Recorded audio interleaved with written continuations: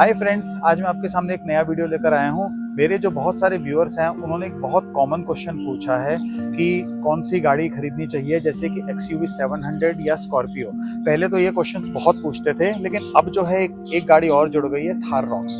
तो अब वो मुझसे पूछ रहे हैं कि इन तीनों में से कौन सी गाड़ी लेनी चाहिए। तो आज का जो मेरा वीडियो है ये इसके ऊपर एक गाइडलाइंस का है कि मैं आपको एक गाइडलाइंस देना चाहता हूँ कि बहुत सारे फैक्टर्स हैं, मैं डिस्कस करना चाहता हूँ गाड़ियाँ जब आप सेलेक्ट करते हो, लेते हो, तो कौन कौन से फैक्टर्स हैं जिनका आपको ध्यान रखना चाहिए। इस वीडियो के एंड तक आपको ये पता चल जाएगा, थोड़ी सी क्लैरिटी आ जाएगी कि आप जो देख रहे हो आपको चाहिए क्या है। और जब आप ये सारे फैक्टर्स आप जब समझ लोगे अच्छे से और इसके ऊपर वर्कआउट करोगे, थोड़ा काम करोगे, तो एंड में आपको समझ आ जाएगा कि आपको कौन सी गाड़ी लेनी है। मैं आपको कोई भी गाड़ी रेकमेंड नहीं करूंगा, मैं सिर्फ गाइड करूंगा, लेकिन सेलेक्ट जो गाड़ी है वो आपको ही करनी है और आप मुझे बताएंगे कि आपको कौन सी गाड़ी पसंद आई और कौन सी गाड़ी है जो आपके लिए सबसे बेस्ट है। तो आपने अगर गाड़ी खरीदने का प्लान बना ही लिया है तो सबसे पहले तो मैं आपको कॉन्ग्रेचुलेट करूंगा कि आप गाड़ी खरीदने वाले हैं। गाड़ियों की तो बहुत रेंज है, बहुत टाइप की गाड़ियां आती हैं, SUV आती है, MPV आती है, हैचबैक आती है, क्रॉसओवर आती है। तो अभी मैं इस सेशन में सिर्फ पर्टिकुलरली महिंद्रा की गाड़ियों की ही बात करूंगा, जिसमें आ जाती है XUV 700, स्कॉर्पियो N और साथ में आती है हमारी जो थार है। थार में हम थार की भी बात करेंगे और जो उसकी बड़ी बहन है थार रॉक्स, उसकी भी बात करेंगे। फ्रेंड्स, एक चीज़ मैं और ऐड करना चाहूँगा कि सबसे पहले मैं आप सबको थैंक्स बोलना चाहता हूँ कि आप सबने मेरे चैनल पे सब्सक्राइब किया और मुझे जो है 1000 सब्सक्राइबर्स क्रॉस करा दिए। तो जो मेरे साथ शुरू से ही जुड़े हुए हैं सारे के सारे व्यूअर्स, उनको मैं बहुत ज़्यादा थैंक्स करना चाहता हूँ और मैं आपसे प्रॉमिस करता हूँ कि आपके लिए इन्फॉर्मेटिव वीडियोस लाता रहूँगा और आपको इतनी इन्फॉर्मेशन दूंगा कि वो आपके हमेशा काम आएगी। देखो, सबसे पहले जो है ना, आपका जो फैक्टर है वो है गाड़ी खरीदने का पर्पस। आप गाड़ी क्यों खरीद रहे हैं ये आपको क्लियर होना चाहिए। गाड़ी खरीद रहे हैं अपने ऑफिस यूज के लिए खरीद रहे हैं, जिसमें आप डेली ऑफिस जाएं, या आप ओकेजनली जैसे आप ट्रेवल करते हैं वीकेंड्स पे उसके लिए ले रहे हैं, या आप ले रहे हैं कि चलो गाड़ी जो है घर पे खड़ी रहेगी लेकिन मेरे को कभी महीने में एक बार कभी लॉन्ग ड्राइव पे जाना है। तो आपके बहुत सारे पर्पस हो सकते हैं, ठीक है। तो आपको आइडेंटिफाई करना है कि आपका एग्जैक्ट पर्पस क्या है। अब एक फैक्टर आ जाता है फीचर्स के ऊपर, ठीक है। आपको मैं बिल्कुल प्रैक्टिकल बात बताता हूँ, जो फीचर्स होते हैं ना गाड़ी के, आपको ये क्लियरली पता होना चाहिए कि आपको चाहिए क्या है एग्जैक्टली गाड़ी में। फीचर्स तो बहुत सारे आते हैं और ये जो तीनों गाड़ियां बताई हैं मैंने, तो ये एक तरह से हर अपने सेगमेंट में, हर अपनी प्राइस रेंज में नेक टू नेक हैं ये सारे, ठीक है। तो जहां तक फीचर्स की बात है, फीचर्स ऑलमोस्ट सारी जो कार्स हैं उनमें सब सेम ही होते हैं और आपको सेम ही ऑलमोस्ट मिल जाएंगे जो मेजर होते हैं, ठीक है। तो आपको जो है बहुत क्लियरली पता होना चाहिए कि जो आप अपनी नई कार लेना चाह रहे हैं, जिसको आप बहुत लंबे टाइम तक रखेंगे, आपको चाहिए क्या है। सबसे पहले जो है फीचर्स की आप एक लिस्ट बना लें और उसको लिख के रख लें कि ये तो मुझे मिनिमम चाहिए ही चाहिए। देखो, फीचर्स की बात ये होती है कि गाड़ियों में भर भर के फीचर्स आते हैं, लेकिन हम लोग 90% टाइम जो है वो फीचर्स नहीं यूज कर, सिर्फ अपने मेन की फीचर्स रखो जो आपको चाहिए, और इसके अलावा जो भी फीचर्स मिलते हैं ना, वो आप शौक के लिए ले लेते हो। आपको एक चीज पता रहती है, कॉन्फिडेंस रहता है कि मेरी गाड़ी में ये सब चीजें हैं, लेकिन प्रैक्टिकली वो बहुत कम यूज होती हैं। जैसे एडोनॉक्स है, मेरा बहुत कम यूज होता है, तो उसका होना ना होना बराबर ही है मेरे लिए। सनरूफ जो है, आपको पता है दिल्ली NCR में हम यूज नहीं कर सकते, डे टाइम में तो आप खोल ही नहीं सकते, तो नाइट के टाइम, इवनिंग के टाइम थोड़ी सी आप इसको जो है जो नीचे का जो हार्ड टॉप है इसका वो खोल ले तो शीशा बंद ही रहता है, शीशा नहीं खोल सकते। तो इस टाइप के एग्जांपल्स हैं जिसमें कि आप ले लेते हो चीजें लेकिन आप कभी यूज नहीं करते। अब यूज क्या करते हैं मैं बताता हूँ। जो मुझे जब गाड़ी शॉर्टलिस्ट करनी थी, मेरे पास एक बहुत बड़ी चेकलिस्ट थी, मतलब बहुत बड़ी सी छोटी सी चेकलिस्ट थी, ठीक है। उसमें क्या था, मुझे जो चाहिए था, मेरे को ऑटोमेटिक ही चाहिए थी गाड़ी, तो मेरा क्राइटेरिया में ऑटोमेटिक था। दूसरा था कि मुझे क्रूज कंट्रोल चाहिए था, क्योंकि अब लेटेस्ट मॉडर्न गाड़ियों में क्रूज कंट्रोल आता है, लॉन्ग ड्राइव में बहुत काम आता है। फिर मुझे जो चाहिए था सेफ्टी पॉइंट ऑफ व्यू से, मुझे डे रनिंग लाइट चाहिए थी, क्योंकि हर गाड़ी में डे रनिंग लाइट आती है। डे रनिंग लाइट जो होती है वो एस्थेटिक्स और शो के लिए नहीं होती, वो सेफ्टी के लिए होती है, तो वो हमेशा एक विजिबिलिटी बनाई रखती है गाड़ी की, तो मेरे लिए वो जरूरी था। उसके बाद मुझे चाहिए था प्रोजेक्टर हेडलैम्प, क्योंकि वो भी मॉडर्न है, क्योंकि उसमें क्या होता है कि जो नीचे थ्रो होता है ना एकदम यूनिफॉर्म होता है, तो मुझे वो भी चाहिए था, और LED में ही सेटअप चाहिए था पूरा।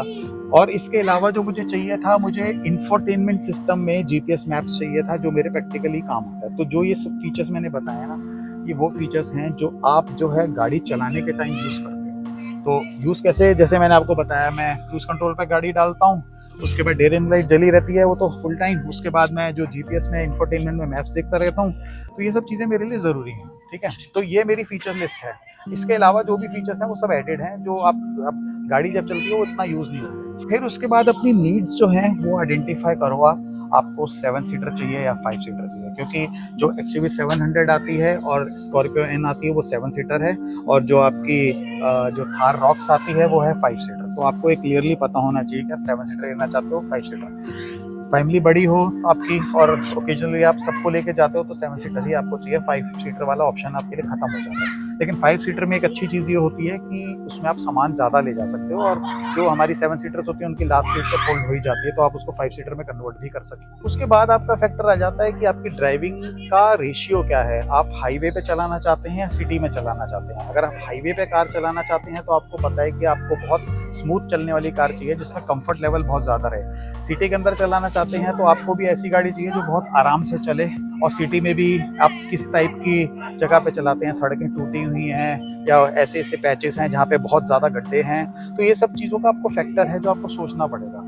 तो फ्रेंड्स, जैसे आपको गाड़ी ऐसी जगह चलानी है जहाँ पे आप बहुत ज़्यादा, जैसे ऑल ओवर इंडिया घूमते रहते हो तो आपको पता नहीं है कि सड़कें कैसी होंगी, तो आपको चाहिए कि एक ऐसी गाड़ी रहे जिसमें मेरे को बहुत कॉन्फिडेंस रहे कि मैं कहीं भी चला सकता हूँ। तो उसके लिए फिर आपको थोड़ी सी ऐसी गाड़ी की कैपेबिलिटी उसमें होनी चाहिए ऑफ रोडिंग टाइप की, जिसमें आपको कम से कम ये है कि आप कहीं फंसोगे तो वो आपको गाड़ी निकाल देगी। ठीक है, तो 4x4 तो आप तब ले सकते हो जब आपको पता है कि आप बहुत खराब सड़कों पे, बहुत ऐसी जगहों पे जाना चाहते हो जहाँ पे आपको मुश्किल होने वाली है।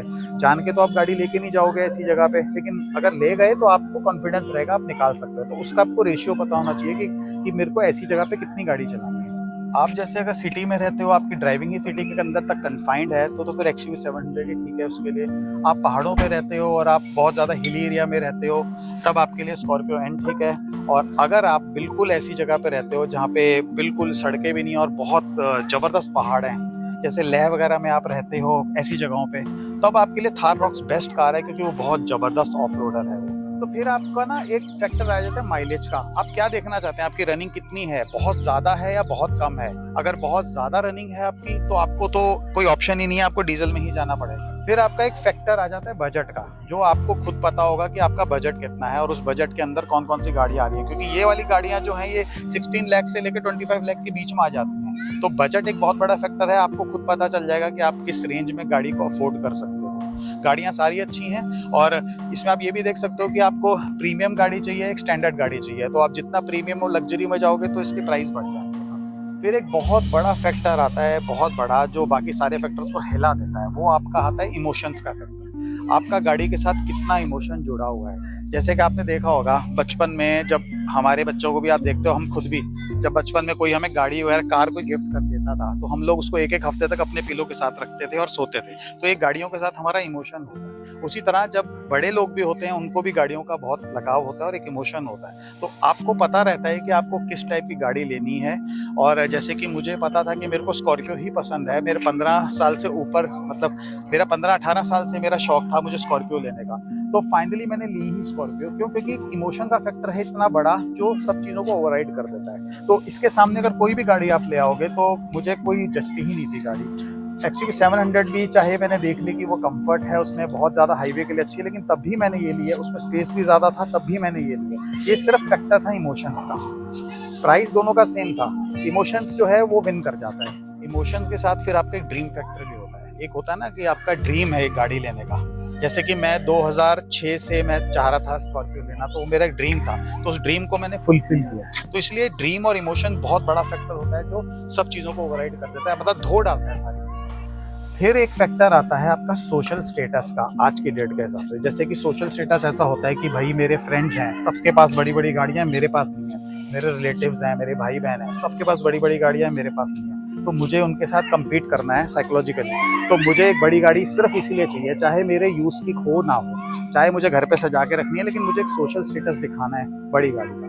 तो ये भी आपका एक फैक्टर है जो इम्पैक्ट करता है। आप सोशल स्टेटस की बात करोगे, ऐसी गाड़ी होती है जो आप सड़क पे लेकर निकलते हो तो थोड़ा सा रोब रहता है उसमें। फिर एक फैक्टर आ जाता है कि ये जो गाड़ी आप लेना चाह रहे हो ये आपका प्राइमरी गाड़ी रहेगी या सेकेंडरी गाड़ी रहेगी। अगर आप प्राइमरी गाड़ी रहेगी तो प्राइमरी गाड़ी के लिए क्या क्या प्रायोरिटीज़ हैं, और सेकेंडरी गाड़ी लोगे तो सेकेंडरी गाड़ी के लिए क्या क्या चॉइसेस हैं। देखो, प्राइमरी गाड़ी अगर आप लेते हो तो मतलब आपको बहुत चलानी है, डेली चलानी है, आपकी रनिंग बहुत ज़्यादा है, तो आप ऑब्वियसली उसमें माइलेज देखोगे और ये भी देखोगे कि शायद वो सिंगल ही ड्राइवन हो, कि आप सिंगल ही चलाओगे, आप सारे 7 लोग हमेशा नहीं होंगे उसमें। तो प्राइमरी गाड़ी हमेशा ऐसी होती है जो आप बहुत ज़्यादा यूज़ करते हो, अकेले यूज़ करते हो, और छोटी छोटी मतलब जगहों पे, गलियों में आप ले जा सको। सेकेंडरी गाड़ी वो होती है जो आपकी घर पे पड़ी रहती है, सजी रहती है, और उसको बहुत ओकेजनली आप बाहर निकालते हो। तो ओकेजनली आपको ऑफ रोडिंग करनी है, ओकेजनली आपको फैमिली के साथ बाहर जाना है, उसके लिए आपकी बड़ी गाड़ी होनी चाहिए। तो प्राइमरी फैक्टर और सेकेंडरी फैक्टर बहुत इंपैक्ट करता है। मेरे पास प्राइमरी गाड़ी है स्विफ्ट, जो हम डेली हमारी 7 दिन चलती है, वो खूब चल रही है वो गाड़ी, और वो सिंगल या 2 बंदे ही उसमें रहते हैं। और जो ये वाली है बहुत ओकेजनली चलती है, हफ्ते में 1 दिन निकलती है बाहर, और कभी लॉन्ग ट्रिप हो 2-3 महीने में तो वो होता है। तो ये मेरी जो है सेकेंडरी गाड़ी है। फिर एक फैक्टर और आ जाता है आपका कि आपको गाड़ी कितने टाइम तक रखनी है। एक होता है ना, जैसे कि हम लोग जैसे बहुत मेहनत की कमाई से गाड़ियां लेते हैं, तो हम चाहते हैं बहुत लंबे टाइम तक गाड़ियां रहे, 15 साल तक रहे, इसलिए हमने पेट्रोल लिया। आप अगर बिजनेस वगैरह करते हैं और आपको लगता है कि हर 3 या 4 साल बाद गाड़ी बदलनी है, तो फिर पेट्रोल और डीजल का कोई मतलब नहीं रहता। फिर आपको जैसा सही लगता है आप ले लो, डीजल लेनी है पेट्रोल ले लो। एक चीज और आपको करनी पड़ेगी कि आपने अगर ये तीनों गाड़ियों को शॉर्टलिस्ट करने के लिए फैक्टर्स देख लिए, उसमें फैक्टर्स में आपने अपना भर दिया कि आपको कौन सी चीज, आपको किसमें क्या पसंद है। मैं एक चीज़ और रेकमेंड करूंगा कि आप सबकी टेस्ट ड्राइव जरूर लीजिए, क्योंकि टेस्ट ड्राइव से आपको बहुत सारी चीज़ें पता चल जाएंगी। और टेस्ट ड्राइव जब आप लेते हैं तो हमेशा पूरी फैमिली को लेके जाइए, क्योंकि उसमें बच्चे बड़े बुजुर्ग सबको लेके जाइए, सबको बैठाइए और उनको ये बताइए कि ये हमारी फ्यूचर की कार पर्सपेक्टिव है, हो सकती है। तो वो लोग भी आपको फीडबैक देंगे कि मुझे पीछे बैठना अच्छा लग रहा है, नहीं बैठना। बुजुर्ग बताएंगे कि मेरे को चढ़ने में मुश्किल हो रही है, उतरने में मुश्किल हो रही है। तो आप सबको लेके जाइए साथ में। मेरे पास मेरे काफ़ी सारे व्यूअर्स हैं, उनका फ़ोन आता है मेरे पास, वो सीधा बोलते हैं कि मैं ऑटोमेटिक लूँ, मैनुअल लूँ। उनसे क्वेश्चन पूछता हूँ, मैनुअल क्यों, मैनुअल क्यों? वो कहते हैं मैनुअल से मेरी 1-2 की माइलेज बढ़ जाएगी। मैंने कहा तुम 1-2 की माइलेज बढ़ा लो और अपना कंफर्ट छोड़ दो 15 साल का। तो मैं उनको कन्विंस करा लेता हूँ आप ऑटोमेटिक ले। मैनुअल अगर आप चलाते हैं और शुरू से मैनुअल चला रहे हैं और आपको लगता है कि ऑटोमेटिक एक ऐसी गाड़ी है जिसमें पेट्रोल माइलेज का डिफरेंस होगा, ऐसा कुछ नहीं है। आप मैनुअल अगर चलाते हैं, आप ऑटोमेटिक भी चला के देखिए। ये भी हो सकता है कि ऑटोमेटिक आप चलाएं और आपको ऑटोमेटिक ही पसंद आ जाए, क्योंकि ऑटोमेटिक आज की डेट में ना एक लग्जरी में आती है। ठीक है, आप ऑटोमेटिक गाड़ी चला रहे हैं, एफर्टलेस गाड़ी होती है, इतनी भारी भड़कम गाड़ी 2 टन की आप ऑटोमेटिक से चलाते हैं तो बिल्कुल एक वीडियो गेम बन जाती है। ये बात आप रियलाइज करेंगे जब आप ऑटोमेटिक ट्रैफिक में चलाएंगे। ठीक है, तो आप ये मत सोचिए कि अब इतनी भारी भरकम गाड़ी ले रहे हैं और आप सोचें 1 या 2 की माइलेज मेरी बच जाए, थोड़ी सी ज्यादा आ जाए, वो सब भूल जाओ। आप ऑटोमेटिक लो, उसमें जो आपको बेनिफिट मिलेगा ना, वो इतना ज़्यादा बेनिफिट, आपको इतना कंफर्ट मिलेगा ना, वो आपका 1 या 2 की माइलेज का जो है इम्पैक्ट खत्म हो जाए। तो फ्रेंड्स, आपने ये सारी लिस्ट देख ली है, तो अब मैं एक एक करके जो गाड़ियों के मेजर डिफरेंसेस है सिर्फ वो हाईलाइट कर देता हूँ, ताकि आपको पता रहे कि आपको लेना क्या है। तो पर्पस वाइज देखोगे, अगर आपको डेली कम्यूट करना है तो आप ऑलमोस्ट कोई भी गाड़ी ले सकते हो। लेकिन अगर आपको ज़्यादातर हाईवे पे कार चलानी है और आपको बहुत ज़्यादा कंफर्ट चाहिए, तो उसके लिए XUV 700 ही बेस्ट है, क्योंकि उसमें आप लॉन्ग ड्राइव पे आप बहुत सारा सामान लेके भी जा सकते हैं। और अगर आपको लगता है कि हाईवे पे आप जा रहे हैं और उसके साथ आपको ख़राब रास्तों पे भी जाना है, और वो डिपेंड करता है कि कितने ख़राब हो सकते हैं, तो आप जो है स्कॉर्पियो एन, थार पे और थार रॉक्स पे जा सकते हैं। लेकिन अगर आपकी जो रोड्स वगैरह जो होने वाली हैं वो बहुत ज़्यादा ख़राब होने वाली हैं और जिसमें आपको 4x4 की ज़रूरत पड़े, तो आप जो है थार रॉक्स 4x4 पे जा सकते हैं और थार 4x4 पे भी जा सकते हैं और स्कॉर्पियो एन पे भी जा सकते हैं। अगर हम 4x4 की बात करें तो थार एंड थार रॉक्स जो है वो स्कॉर्पियो एन से जो है बहुत ज़्यादा उसका departure angle and approach angle है, और साथ में ग्राउंड क्लियरेंस ज़्यादा है, जिसकी वजह से वो जो है ज़्यादा केपेबल हैं ऑफ रोडिंग के लिए। XUV 700 में आता है ऑल व्हील ड्राइव, जो कि आपका हेल्प करता है आपको जो सड़क पे अच्छी ट्रैक्शन देने के लिए, क्योंकि जो चारों टायर्स होते हैं उसके वो ऑटोमेटिकली जो हैं वो एडजस्ट करते रहते हैं अपना टॉर्क। जहाँ पे जिस टायर को सबसे ज़्यादा ज़रूरत है ट्रैक्शन की, तो उसको टॉर्क ज़्यादा मिल जाता है, तो ये ऑटोमेटिकली चारों टायर्स हैं अपने आप एडजस्ट करते रहते हैं टॉर्क। तो इससे क्या होता है कि आपकी स्लिपरी कंडीशंस, आइसी कंडीशन, स्नो, इसमें ये कार जो है बहुत अच्छी चल जाती है। लेकिन इसको आप कोर ऑफ रोडिंग के लिए यूज़ नहीं कर सकते। और जो XUV 700 4x2 में आती है वो फ्रंट व्हील ड्राइव होती है। होती है। और अगर आपकी रोड की कंडीशंस बहुत ज़्यादा ख़राब हैं और आपको मैक्सिमम वहीं चलानी है, तो एक रिकमेंडेशन है कि आपको जो अपने टायर्स हैं वो 80 में अपग्रेड करने पड़ेंगे। 80 मतलब ऑल टेरेन टायर्स, तो वो आपको डलवाने पड़ेंगे। दूसरा एक मेजर डिफरेंस मैं 4x2 में बता देता हूँ, क्योंकि मैं जब कहता हूँ कि 4x2 जो है वो भी केपेबल है थोड़ी बहुत ऑफ रोडिंग के लिए। स्कॉर्पियो एन जो है उसमें जो 4x2 है उसमें MLD लॉक नहीं आता, जिसकी वजह से गाड़ी जो है बहुत कम केपेबल होती है ऑफ रोडिंग के लिए। लेकिन जो थार रॉक्स 4x2 में आती है उसमें आपका MLD लॉक है, जिससे क्या है कि जो रियर व्हील ड्राइव में अगर दोनों टायर्स में से एक टायर फ्री हो जाता है तो वो दूसरे टायर को सारी की सारी पावर शिफ्ट कर देगा और वो खुद लॉक हो जाएगा, तो जिससे आपकी जो गाड़ी को निकालने की कैपेबिलिटी है वो बहुत ज़्यादा डबल हो जाती है। तो ये चीज़ स्कॉर्पियो एन में मिसिंग है, जो उसका 4x2 वेरिएंट है। जो 4x4 and all wheel drive वाली जो कैपेबिलिटी है वो आपको सिर्फ डीजल इंजन्स के साथ ही मिलती है XUV 700, Scorpio N and Thar Roxx में। और थार जो 3 डोर है उसमें आपको पेट्रोल में भी 4x4 मिल जाएगा। तो सिर्फ अगर आप पेट्रोल में अगर आप देख रहे हैं 4x4 तो आपको सिर्फ थार 3 डोर में ही मिलेगा। अगर बॉडी डिज़ाइन के हिसाब से देखेंगे तो XUV 700 जो है वो मोनोकॉक डिज़ाइन है, और जो बाकी की सारी कार्स हैं वो सारी लेडर फ्रेम चेसी में हैं। तो लेडर फ्रेम जो चेसी होती है वो बहुत ज़्यादा सॉलिड होती है और वो रफ़ एंड टफ़ जगहों पे यूज़ करने के लिए ही स्पेशली बनाई जाती है। पेट्रोल लें या डीजल लें, अगर आपकी कार जो है मंथली 1000 या 1500 से कम चलती है या ईयरली जो है 12,000 से या 15,000 से कम चलती है तो आप पेट्रोल लो। और इससे अगर ज़्यादा चलती है, जैसे महीने की 1500 से ज़्यादा एंड साल की जो है 12-15 हज़ार से ज़्यादा चलती है, तो आप फिर डीजल ही लो। सीटिंग की अगर बात करते हैं तो थार तो आपको पता है वो 4 सीटर ही है, थार रॉक्स 5 सीटर है। XUV 700 जो है वो 5 में मिल जाती है, 7 में भी मिल जाती है, और जो स्कॉर्पियो एन है वो आपको 7 सीटर एंड 6 सीटर दोनों में मिल जाती है। आप अपनी फैमिली के साइज़ के हिसाब से आप डिसाइड कर सकते हैं कि कौन सी आपके लिए बेस्ट रहेगी। अब फीचर्स की अगर बात करें तो ऑलमोस्ट सारी गाड़ियों में सब फीचर्स ऑलमोस्ट सेम मिल जाते हैं। सिर्फ एक मेजर जो फीचर है जो ADAS का है वो आपको सिर्फ XUV 700 एंड थार रॉक्स में ही मिलेगा, और थार 3 डोर एंड स्कॉर्पियो एन में ये फीचर नहीं आता। इसके साथ अगर आपको पैनोरामिक रूफ चाहिए वो सिर्फ XUV 700 में ही मिलेगी आपको, और थार रॉक्स में मिलेगी। अगर आपको जो कार है सिर्फ एडवेंचर के लिए लेनी है, 4 सीटर जो 4x4 हो और पेट्रोल में भी हो, सब कुछ हो, तो उसके लिए आपके पास एक ऑप्शन और आ जाता है कन्वर्टेबल टॉप का, तो वो आपको सिर्फ जो है थार 3 डोर में ही मिलेगा। अगर लगेज स्पेस की बात करें तो वो आपको सबसे ज़्यादा मिलेगा XUV 700 में, और आपको थार रॉक्स में मिलेगा। तो अगर आप एक बड़ी रोड प्रेजेंस वाली गाड़ी देख रहे हैं जिसकी माचो लुक हो और सड़क पे रोब हो और राजा वाली फीलिंग देती हो, तो उसके लिए तो आज भी स्कॉर्पियो एन ही है, क्योंकि उसका तो अभी तक कोई और कंपटीटर है ही नहीं। आपको अगर स्लीक गाड़ी चाहिए, मॉडर्न गाड़ी चाहिए, बिल्कुल लेटेस्ट एकदम प्रीमियम फिनिश वाली गाड़ी चाहिए, तो उसके लिए आपकी XUV 700 है।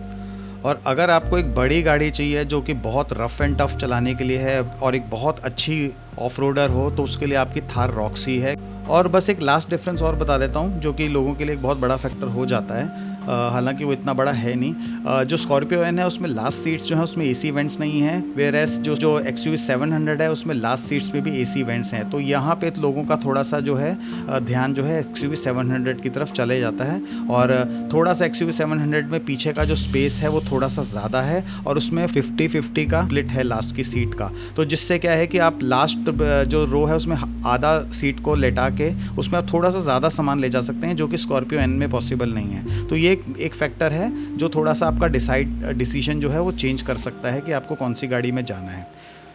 तो आई थिंक मैंने जो मेजर चीज़ें हैं इसमें वही कवर करी हैं, और आपको होप करता हूँ कि इससे आप थोड़ा सा आप अपना डिसीजन लेने में आपको थोड़ा सा ये जो चीज़ें हैं वो हेल्प करेंगी।